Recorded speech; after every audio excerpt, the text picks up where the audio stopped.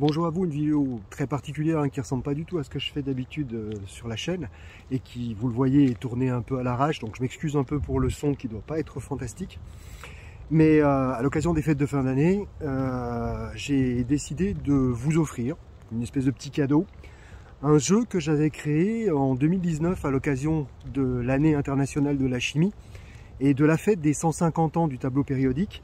Un petit jeu donc orienté autour de la chimie, mais sans que ce soit vraiment un impératif, vous verrez, parce que ma fille de 6 ans peut jouer avec, que vous trouverez donc en description, en lien dans les descriptions, qui est en dessous, qui est à télécharger. C'est une archive compressée au format zip.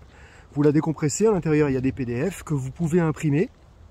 Ce sont des cartes que vous avez tout intérêt à imprimer plutôt en couleur, parce que la couleur a de l'importance dans le jeu.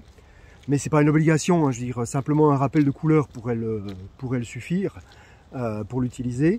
Il y a également 6 dés qui sont nécessaires pour jouer, qui peuvent être des dés normaux, hein, numérotés de 1 à 6, mais sur lesquels il faudra rajouter, pareil, des petites pastilles de couleurs. Donc il y a un PDF qui rappelle comment sont distribuées les couleurs également.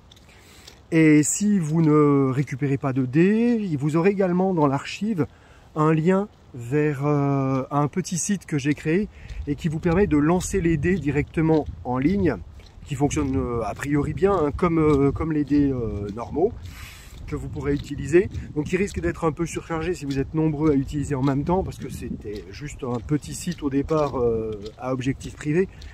On verra comment ça se déroule dans le temps.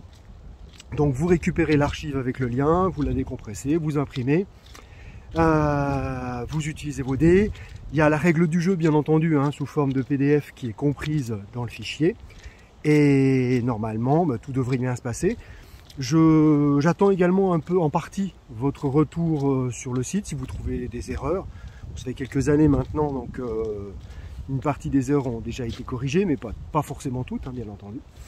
Et bah voilà, je vous souhaite de bonnes fêtes de fin d'année, d'en profiter, et puis au plaisir de vous revoir à l'occasion d'un cours.